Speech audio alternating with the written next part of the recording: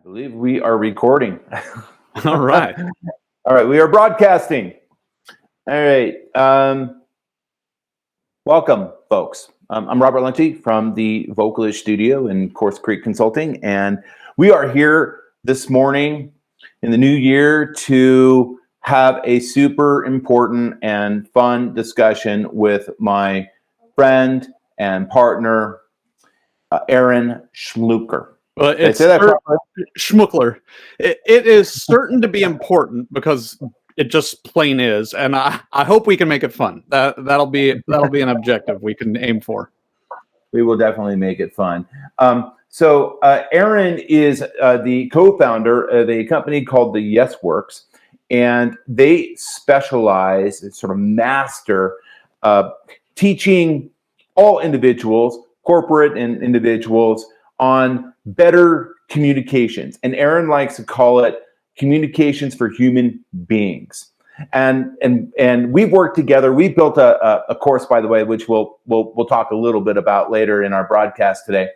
But one thing that I thought that was really super cool about working with you, Aaron, was that it's not just sort of a stiff, possibly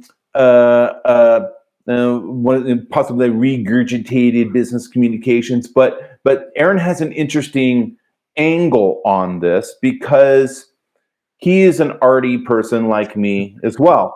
And so he takes his experience as a theater director and other walks of arty life and has applied it towards business communications. So without further ado, I give to the Aaron Schmucker.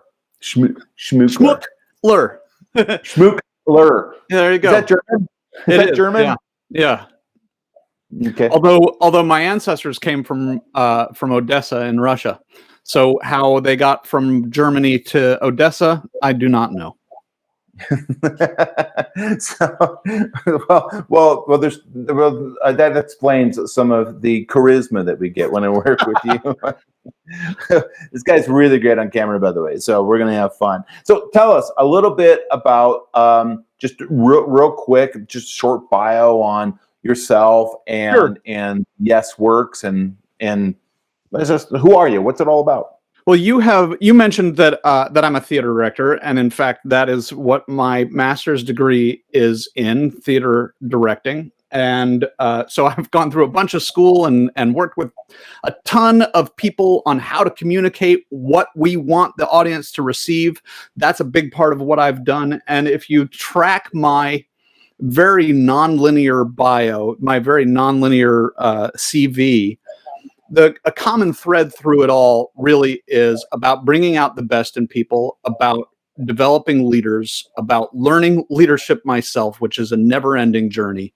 And so I've gone from summer camps to theater to the corporate world, and now I have my own company with my business partner, Adam Utley, and we work with companies to help ensure that they have world-class communication and collaboration on their teams.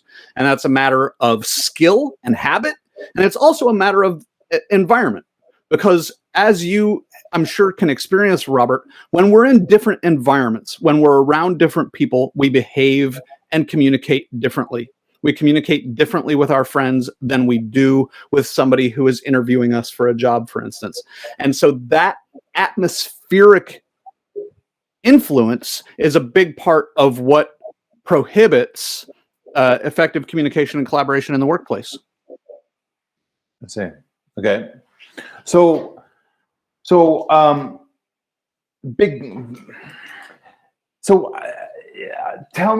tell us, share with us, because you and I talked a little bit about this before our show, and I thought it was really kind of hit it. There's a unique challenge out there that you and I have witnessed and been maybe party to some extent, one way or another, and that is we have this world of arty people. Let's just say that's you and me, and the schools and the institutions and that whole culture and environment that has a way of doing things. And then over here, we have this world of a little bit more buttoned up. Let's call it the LinkedIn crowd. I like to call it the LinkedIn crowd, so the business crowd. And oftentimes the skill set over here in the LinkedIn crowd is very much needed over here in the arty crowd.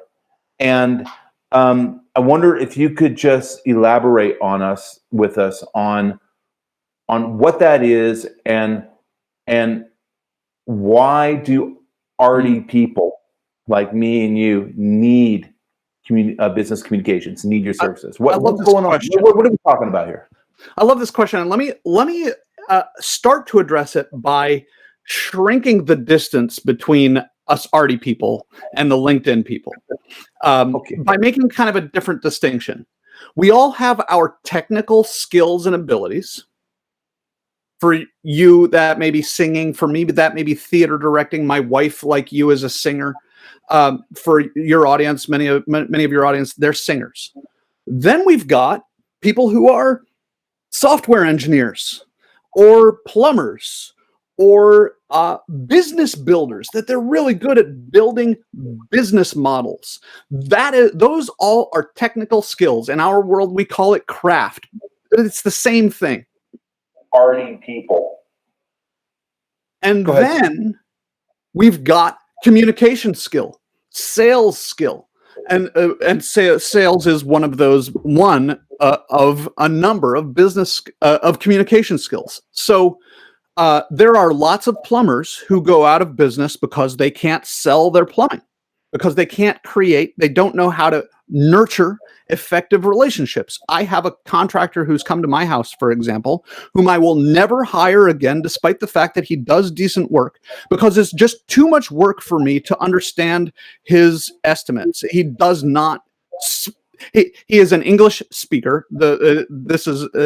His first language is English, and yet he cannot convey his ideas to me effectively, and he's not reliable in communicating frequently enough for me, so I won't hire him again.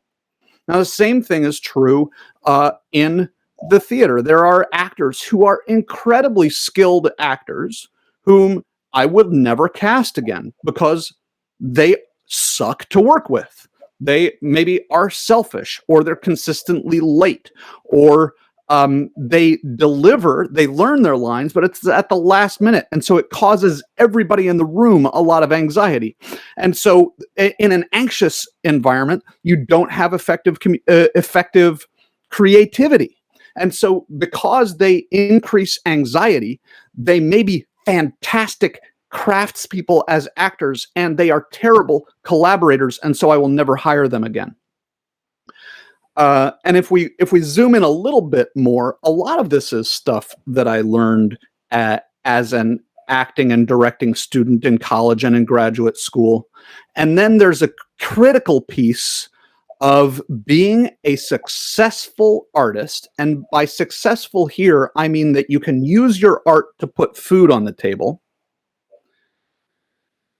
Nobody taught me how to do that. Even in graduate school, when I went to the chair of the theater department.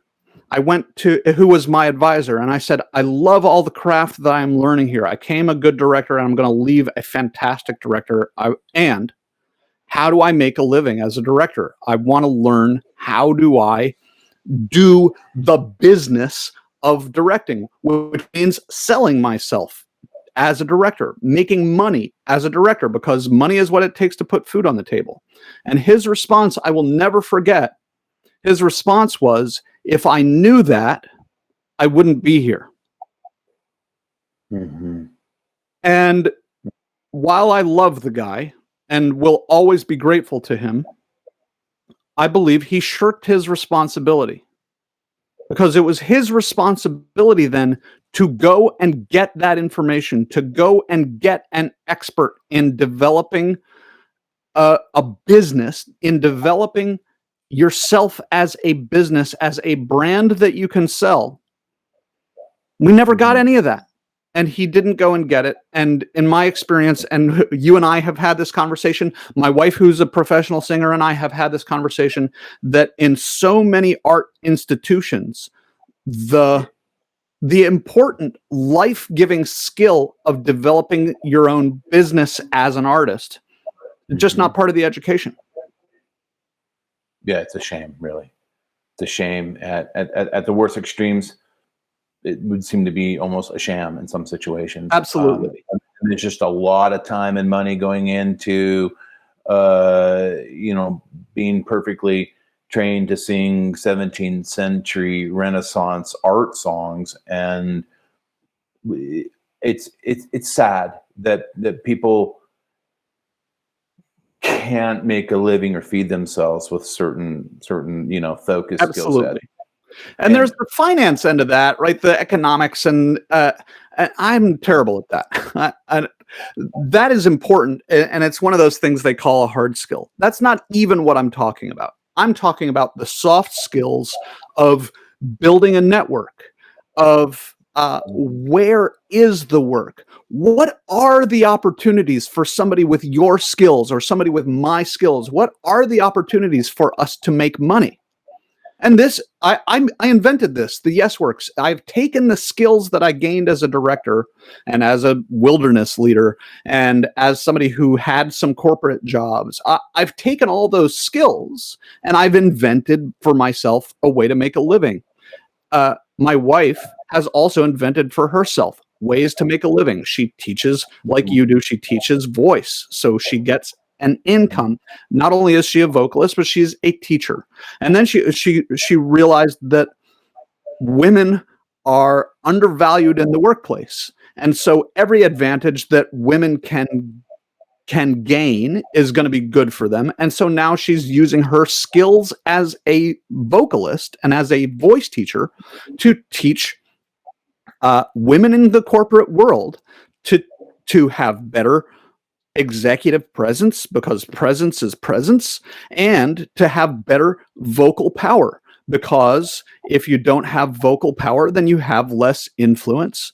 And so she is finding ways, as we are, to make a living with the skills that she gained as an artist.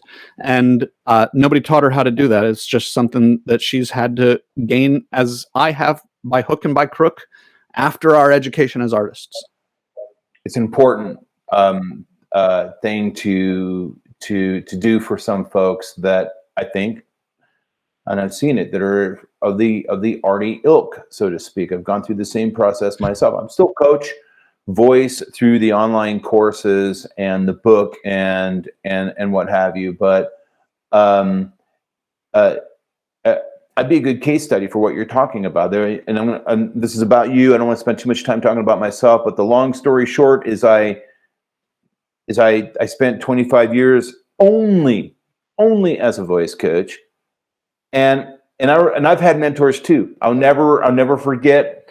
He was a student of mine. He was a venture capitalist guy, and we became quick friends. His name is Martin. Forget his last name, but it was Martin. We were good buddies.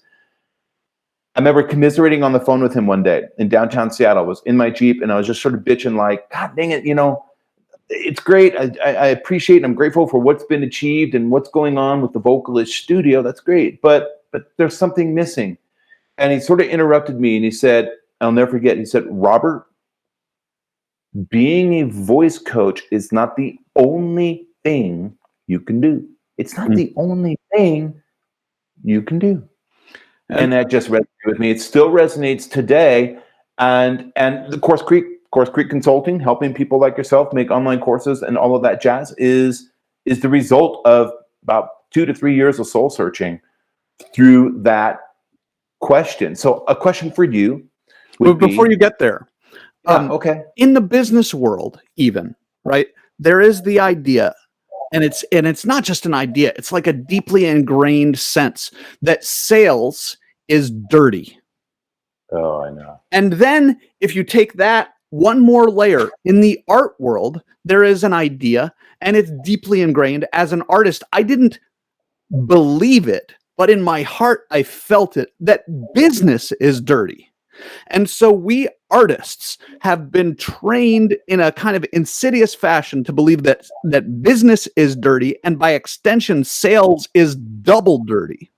And so it is difficult for us to step outside of our art into business. And it's difficult for us to think of ourselves as artists, as business people. And that's what we are. That is so profound. I'm not just playing up for our little show here, but like every other day, because I still sort of, the circle of already people around me, other voice coaches and people that we're working with the Vocalist Studio, which is still continues on. But I've noticed this attitude about sales, and honestly, it irritates the hell out of me. That somehow because I have a product and a service that, by the way, excuse me, actually will help you. It's not that a product and service, if we're selling that we're selling things that hurt people or that are a waste of money. No, let's back up a little bit and remind all of us, RD people and salespeople, that when done professionally, you're offering something that helps people. That's right. And so there's that point. And then the other thing is we're all sales people, even if that's not your role, something you're paid, 9 to 5 to go do as a sales guy at a company. Does that mean that you're not selling yourself? Had people bitch to me and complain to me about sales. I don't want to do sales. And I'm looking at somebody who, are you kidding me? You're a lead singer for a cover band and you're out promoting yourself to all these clubs to get gigs 4 nights a week. And even when you're on stage, you're selling yourself. You're singing, you're dancing, you're putting on. I mean, it's absolutely absurd. I hate that. If you want anybody else to pay attention to you, you have to sell first, because even just getting somebody's attention is a sale. Yeah. I'm really glad that we're getting on this whole sales thing, because that's a big problem. And I believe folks out there, hey, I want to let me get a heart to heart. Look him in the eye. Look him in the eye.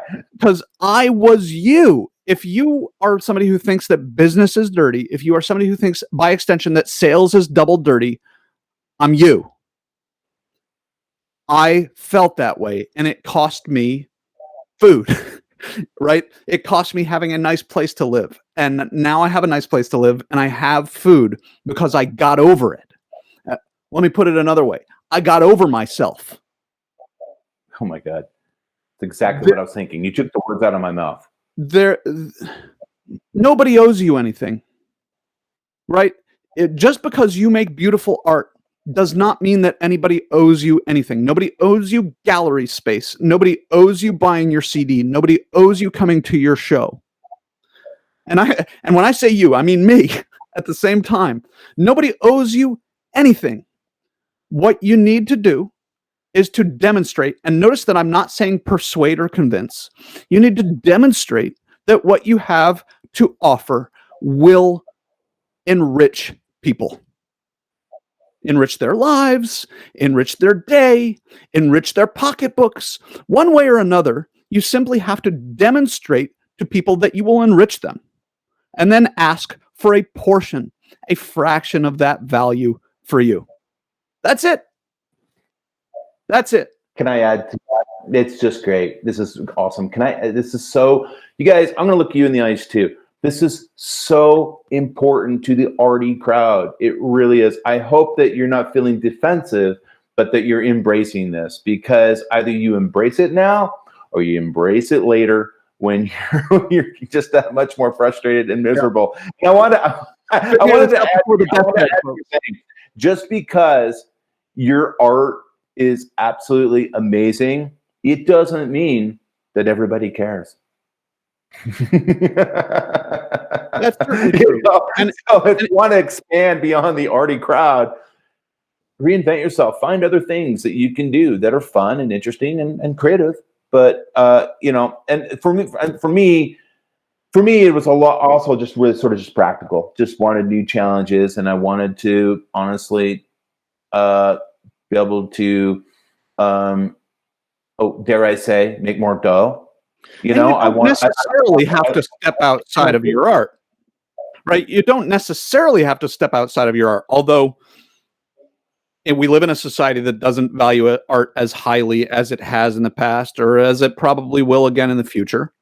Yep. And us theater and voice artists, we are right now COVIDing ourselves into little holes. So there isn't There isn't the audience right now, almost at all.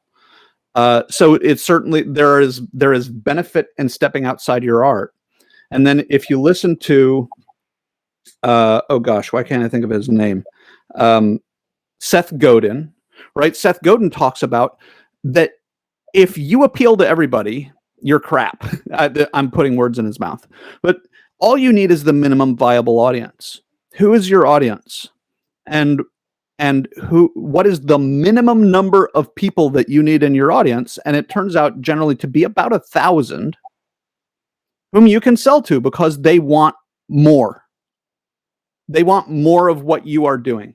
And how can you go and find your minimum viable audience? And then sell to them, not because it's dirty and not because you're asking for gifts. If you think selling is asking for handouts, then you need to go back and re-examine your own self-value. If you don't value yourself and think that you are going to offer value to other people, then you can never sell comfortably because you think you're asking for handouts, and nobody likes to do that. So if you take my course, for example, the course is priced around $200, right? The course that you helped me create, Robert, priced around $200. Now, why am I happy to ask people to pay $200 to have the privilege of going through this course? Is because, for example, what you and I just talked about, though this is outside the course, what you and I just talked about could net somebody thousands, tens of thousands, hundreds of thousands, potentially millions of dollars over the course of their lifetime and career. So if listening to this sets you on that path, then you just got a tremendous windfall. $200 is a drop in the bucket, and that's how you price. If you know that what you're asking for is a drop in the bucket in terms of the value that you're offering, congratulations, you've got a fantastic offer. At the YesWorks, we aim for our clients to earn 10 times what we charge in the next 18 months. And so we look at their financial situation and we look at where they're losing money because of poor communication or because of poor collaboration. Are they not selling effectively? Are they infighting? Are they not keeping up and not innovating fast enough? What is that costing them in dollars and cents? Is the business leader stressed out and losing health? What is that worth? Okay, well, that's probably worth hundreds of thousands of dollars. So we will charge you tens of thousands of dollars to get that hundreds of thousands of dollars in value, and we all win. Aaron, in your work at the YesWorks and in the course that we collaborated on together, what is one of the, do you have the ability to just share with viewers maybe one or two of the biggest repeatable mistakes that you see as the YesWorks guy, as the guy that produced the course, just to give them something really practical? I think, let's just say, for example, we've captured their attention. They're listening. So let's give them something practical. Like, what is the mistake that they're going to make today that they need to be aware of if they'd like to, if they're inspired by this? Okay. George Bernard Shaw, very famous playwright, right? Here I am, the director coming forward. I believe it was George Bernard Shaw who said something like, the biggest problem in communication is the illusion that it has taken place. Okay. So if we unpack that, that's the idea that you and I have a conversation and one or both of us walks away thinking, okay, we're on the same page. And in fact, we're not. Or what happens with my wife frequently is we'll be arguing and we're both certain that we're right. And we're talking about different things. She says, no, it's blue. And I say, no, it's green. And she says, no, this is a total dramatization. It's never about color, right? It's always about more abstract things, right? But no, it's blue. No, it's green. No, it's blue. No, it's green. Oh, you're talking about the car and I'm talking about the go-kart.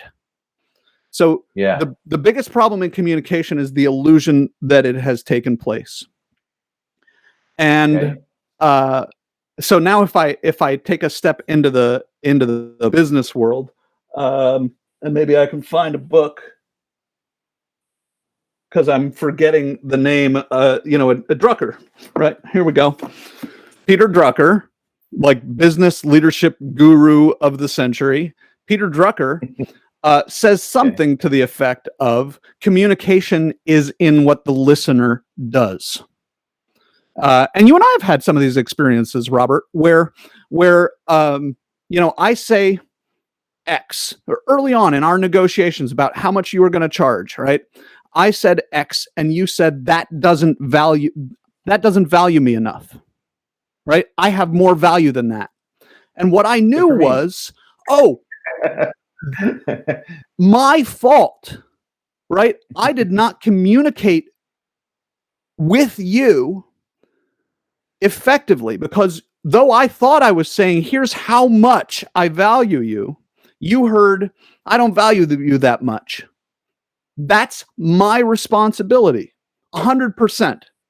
By the way, it's also your responsibility, 100%, right? But if each of us takes 100% of the responsibility for creating meaning together, then the chances that communication won't have happened go way, way, way, way down.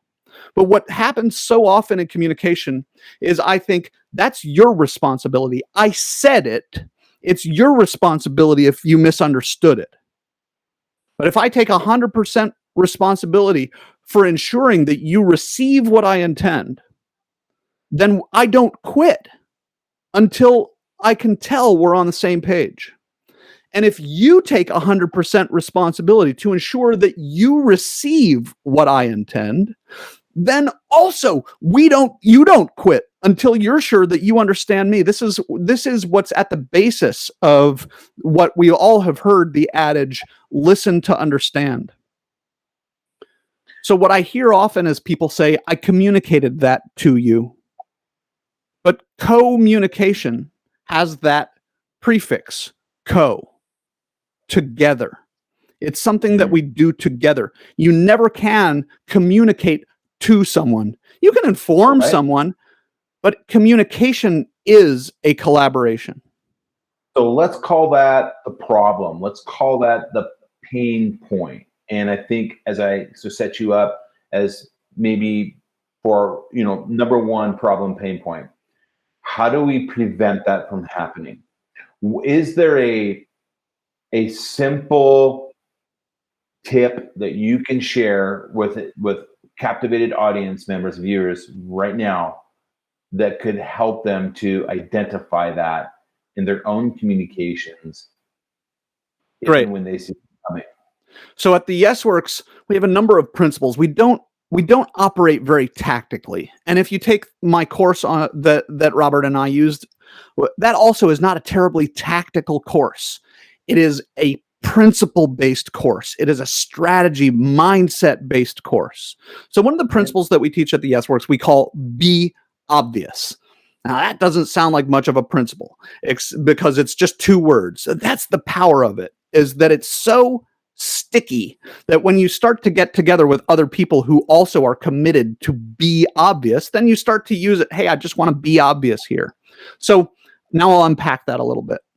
Part of be obvious is the idea that nothing goes without saying, right? So for example, if we're doing the same gig, like let's say you and I do this show on a weekly basis for a long time, way beyond what seems like it would make sense, is I would say to you, okay, so we'll get on 10 minutes in advance to make sure that our tech is all situated, even if we have to twiddle our thumbs, right, for 10 minutes. And then I come back, and the next weekend we say, okay, so we're going to come on 10 minutes ahead, right? Well, obviously, because we made that commitment last time that every time we're going to get on 10 minutes ahead. But for 8, 10, 12 weeks, we repeat that until it is just so deeply ingrained, because nothing goes without saying. And repetition is really useful. The other part of it is that another part of be obvious is that what's obvious to you isn't necessarily what's obvious to me. So I remember there was a moment. Go Well, ahead. how does somebody be obvious? So that's the advice. Be obvious. How do I be obvious today in the rest of my communication so that I don't end up putting my foot in my mouth again? So how So do I do that? one of the things, right? We live in a culture where we are ridiculed often for being obvious, right? There's that whole kind of trope of, oh, thanks a lot, Captain Obvious, right? Because you've said something that I already know.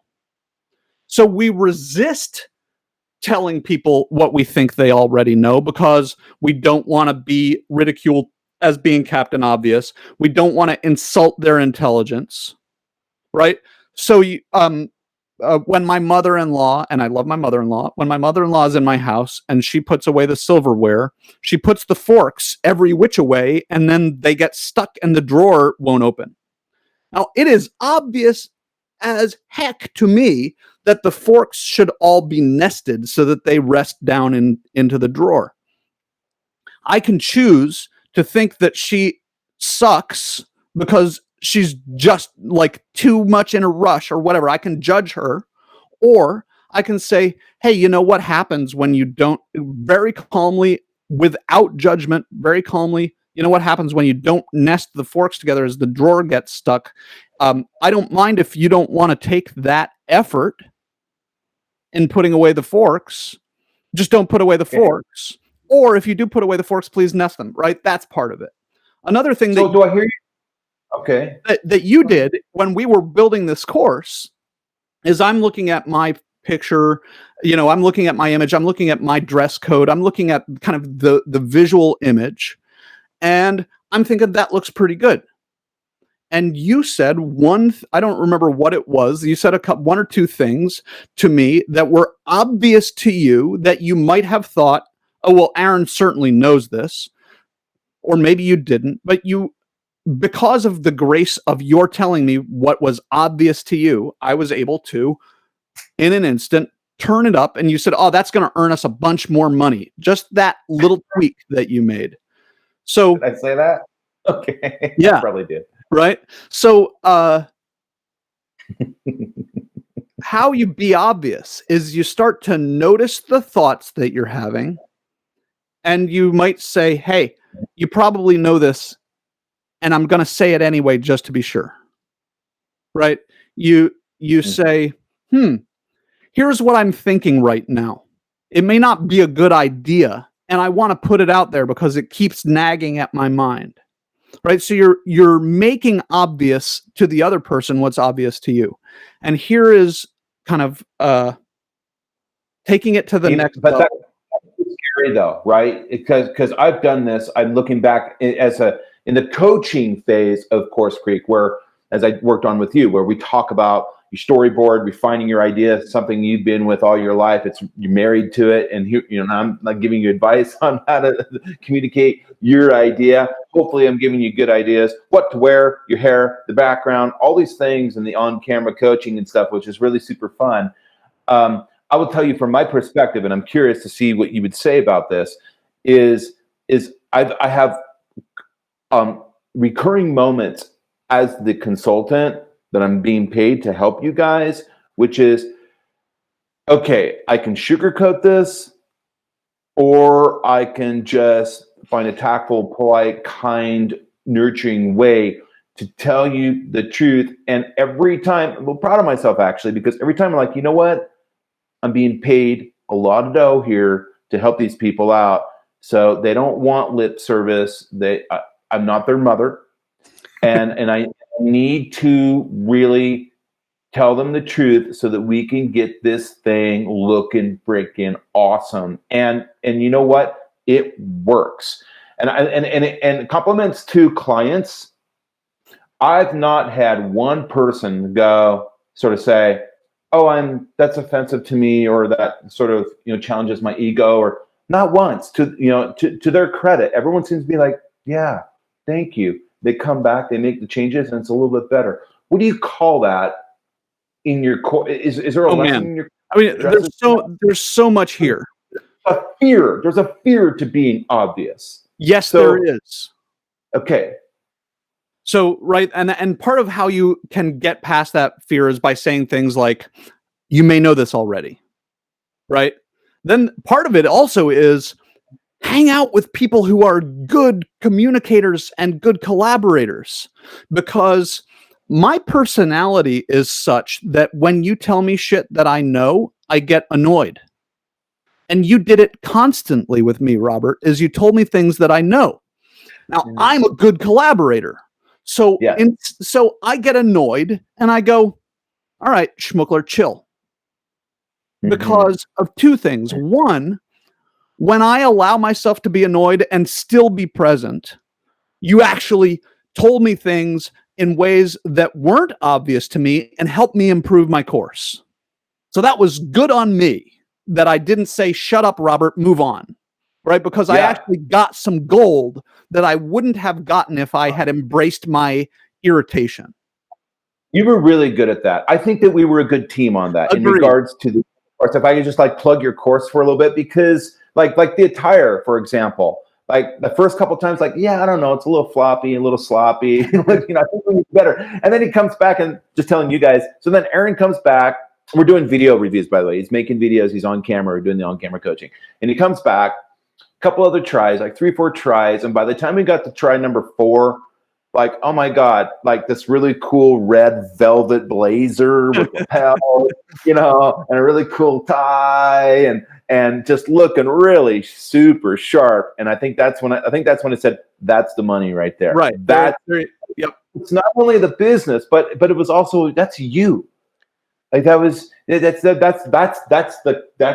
actor, that's the character Aaron that I've gotten to know. And that's a fun process. And I guess the point is we got there by being really obvious with each other and not allowing fear of hurting your feelings get in the way of our success that we could achieve together. Absolutely. Right. And you just talked about how I know storyboards and developing ideas, right? I'm a theater director and I'm a trainer. Like if there's anything that I know, it's outlining how people can learn. And yet you talk to me. You said, okay, here's one thing, right? I'm a storyteller. You can tell I've been telling stories through this whole thing, right? I'm a storyteller. And my outline was concept. And I was going to create these videos, which is particularly when I don't have a live audience, I'm much more likely to go into content. So you said, tell stories. And I was like, yeah, whatever. Of course, I know that, right? That's what my brain did. But then I said, chill. And I heard you out and you kept talking about it. And I got more and more irritated as you talked about it because I'm ready to move on, right? That's my personality. But I sit with the irritation. I know that's my habit. That's not valuable. That's just a habit. And so then you said, start every video with a story. And I did start almost every video with a story. And as soon as you said start every video with a story, I was like, oh my gosh, what a great principle that is for me to do in my course. So I sat with the discomfort of being irritated. You continued to be obvious, which, by the way, I probably could have shut you up, right? I could have made it too uncomfortable for you to be obvious, and you would have glossed over that important piece, and I wouldn't have heard it. And our course would have been less good. And so now it is a better course. If you had bit my hand, and you're the customer, right? Right. There would have been like, okay, this is not. I can't. I'm. My hands are tied a little bit. I'm just going to hope for the best. And thank you for not putting us in that situation, and allowing me to coach you. You were very coachable, and well, thank it was you. very right. Yeah. And that is part of communication, right? It's not what I say to you. It's also what I receive from you and whether I'm receptive. It's communication. I'm advising you guys personally. I think Aaron's delivering the same message, which is don't ignore the obvious other things that you can do other than the thing that you're currently doing. By the way, in that message, I'm not suggesting that you don't do the thing you're currently doing. I still teach singers. I still have a few students, and I'm still a voice coach. It's not replacing. It's just expanding, broadening. So, or deciding that to really take yourself seriously as a business, as an artist, right? Yeah. Like, there are people out there who make a ton of money as artists. Like Britney Spears, right? She is making a ton of, whether you like her art or not, she is making a ton of money as an artist. And that never would have happened if she was afraid to sell. That never would have happened if she was unwilling to build her network deliberately as a business asset. And you don't have to sell out to become a successful artist at whatever level success means for you. You simply have to decide, this is a business. I'm in the business of selling my art. Of course, it's not a sellout. I have a source of inspiration, truly I suppose a hero of some sort of mine, and I'm not really a fanboy at all, but the lead singer of Iron Maiden. Okay, you don't have to like Iron Maiden or not, but a lot of singers know this guy. Maybe you know him, Bruce Dickinson. 35 years of singing really gnarly, hard, heavy metal for a metal band called Iron Maiden, with fire and blood and puppets on stage and the whole thing, and really long, gnarly hair. Okay, I've set the stage. Do you know? Would you believe me if I told you that Bruce Dickinson is also an airline pilot for Qantas Airlines? Would you believe me if I told you? Yes, he is. Awesome. Go out to Google and type in Bruce Dickinson airline pilot. You'll get 100 pages of him sitting in an airline pilot uniform, turned around in the pilot seat, waving.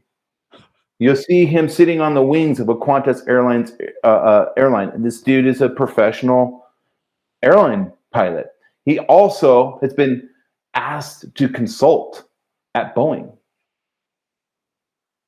in regards to personally owned 747s. So if you happen to own a big metal band and you want to purchase a 747, Bruce Dickinson is sort of part of that consulting. So they have like a certain package for people like that. And Bruce actually flies his own band. He flies the band. They have a 747 with Eddie on it, and he flies it. That's awesome. So, point made is just, that's really super inspirational. If Bruce can do it, you can do it. Hey, can we pivot a little bit to your course a little bit? Sure. All right. So we built this beautiful course. Share with people, what's it called, and what was it? What is it that you wanted to achieve with the course, and what was sort of the objective? Because you could have made, when we started this, we could have made courses on all kinds of things, different ideas. We could have went in many different directions, but you sort of settled on a certain path, a certain idea for this course that's available. If you could share that with folks, that would be really cool. And so business communication training for real humans. Okay.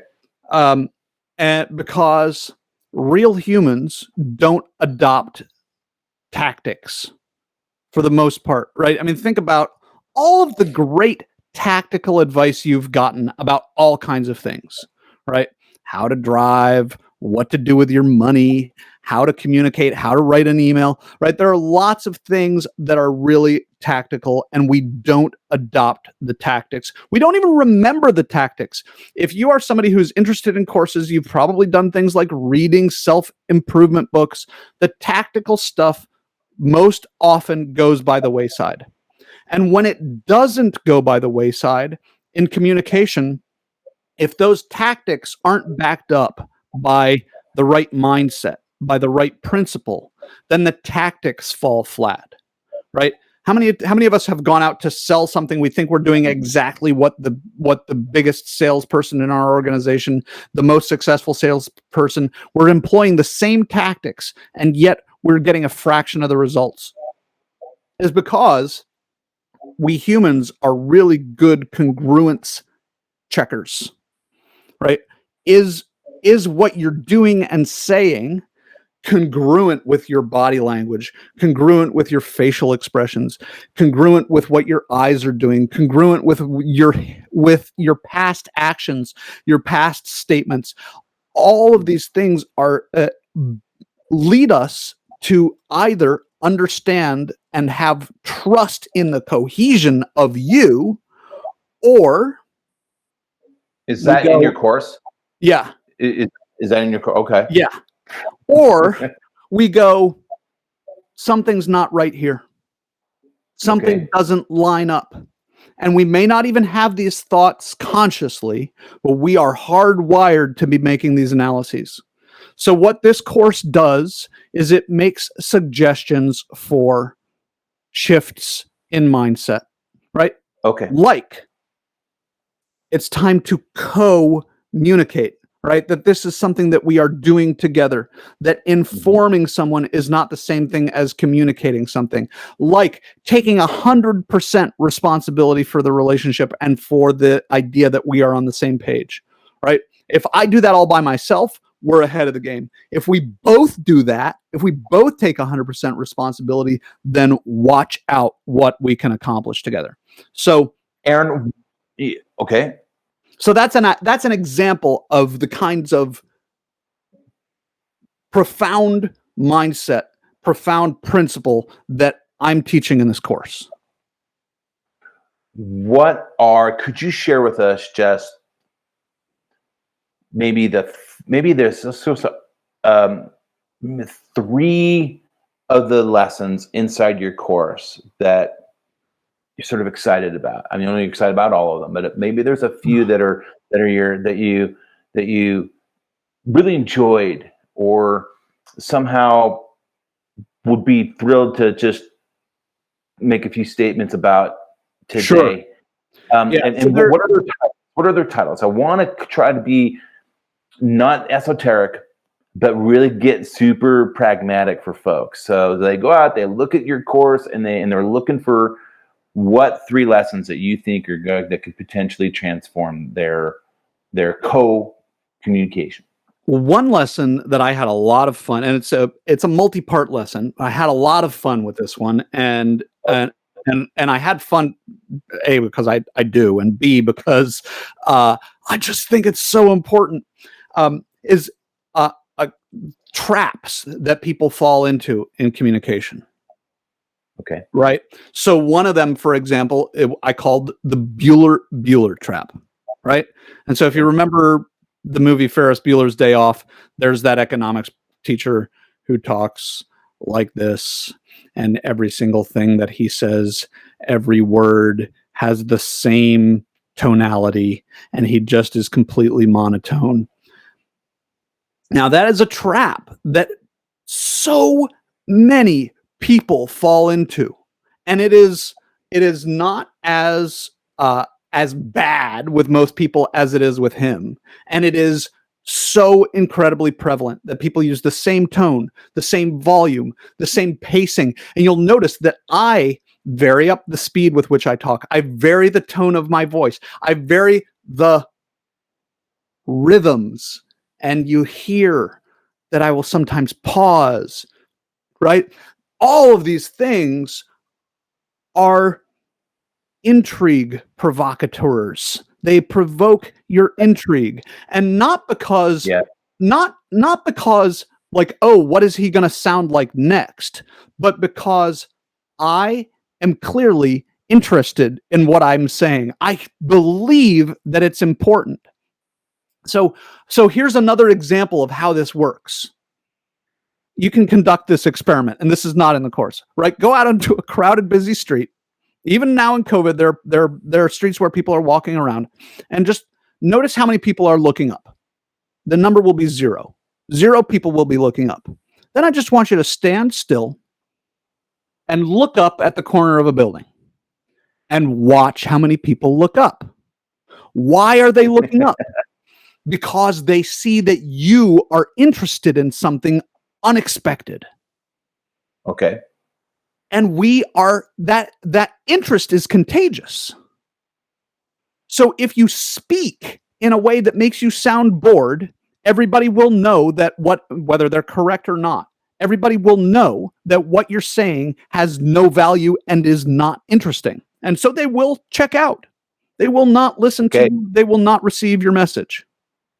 All right. Point taken.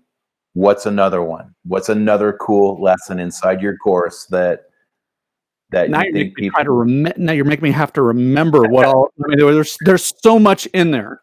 Can I step away from the camera for real quick? Sure, Look sure. Take a look at your curriculum. My apologies. I didn't prepare you for this. I'm shooting from the hip a little bit. It's fun. I'll have to. It'll get me to remember. Here are a bunch of 3x5 cards that I made. Just another one. Just share with folks another one that might capture their imagination.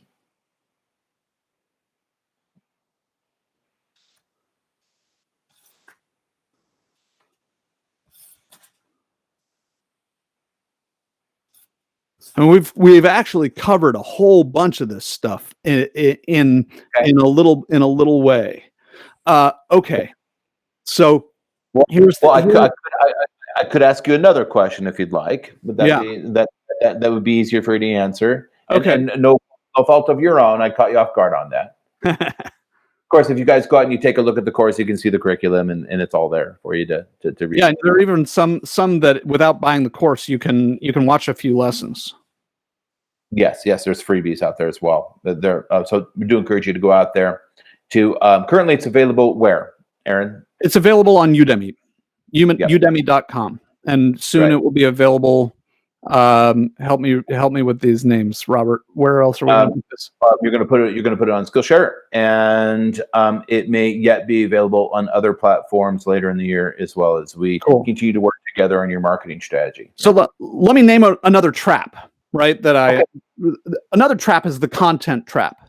The idea. But you guys know that he's passionate about his topic. That guy's really passionate here. So the content trap is the idea that what I say is the most important thing, right? And we've heard. I'm sure many people have heard that somebody did a study and only 7% of your communication is the words that you say, and the other 93% are things like your body language and your tonality and your facial expressions. Now, I don't know where the hell they came up with those numbers. I'm sure those numbers are bullshit. Still, Maya Angelou said, people will not remember what you said to them. They will remember how you feel.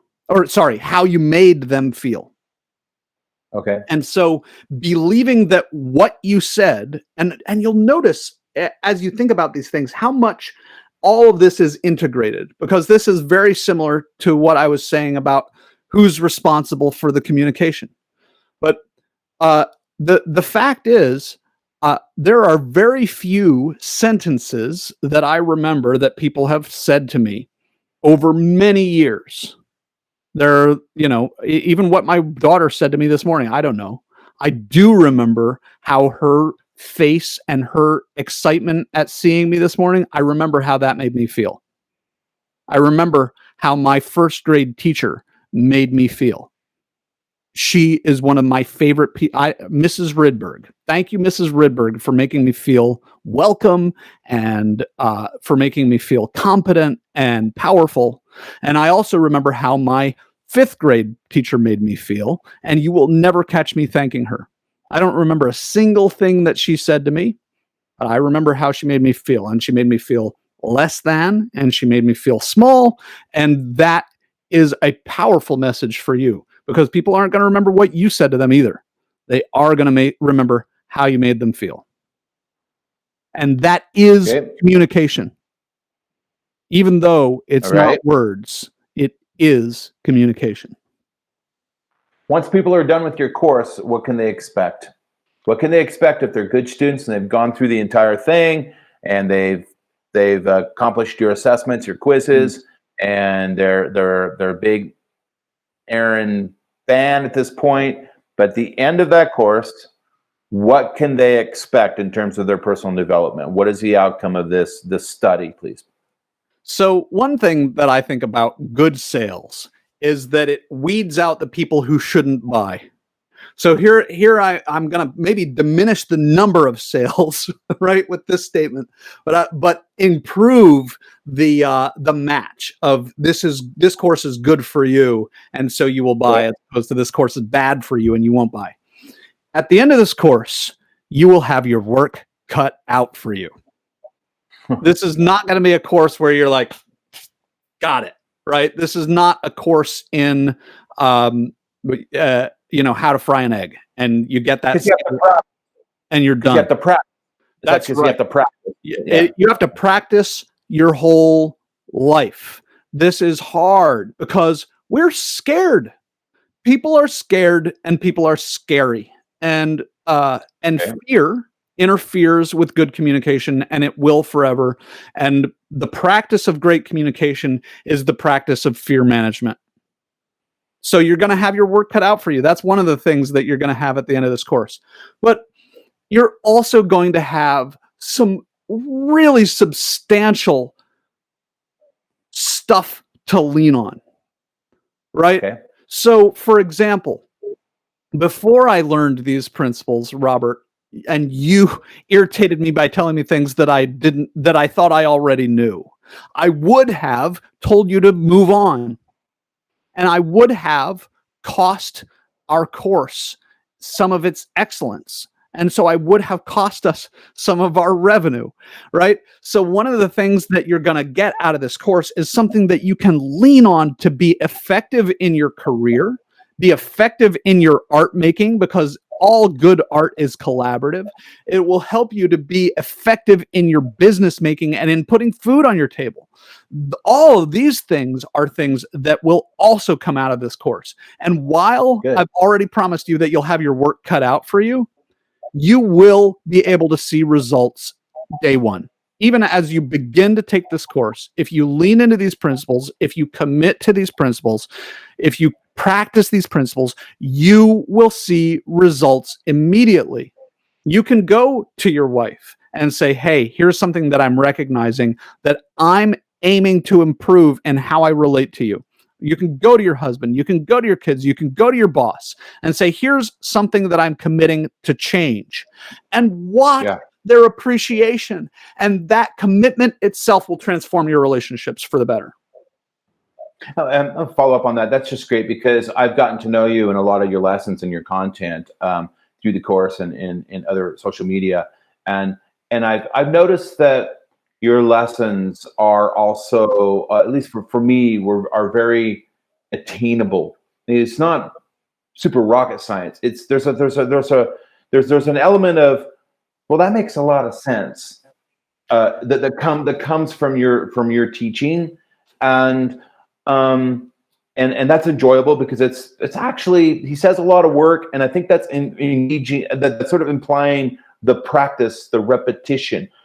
But the understanding of the points that he teaches are pretty practical and easy to understand and easy to attain. And I've already applied some good advice from you, Aaron. For example, the whole be careful about telling a joke thing. Remember that? That's a good one. That's a good one. And Aaron teaches a lesson, which is be careful about telling jokes. About teasing, right? Ripping people.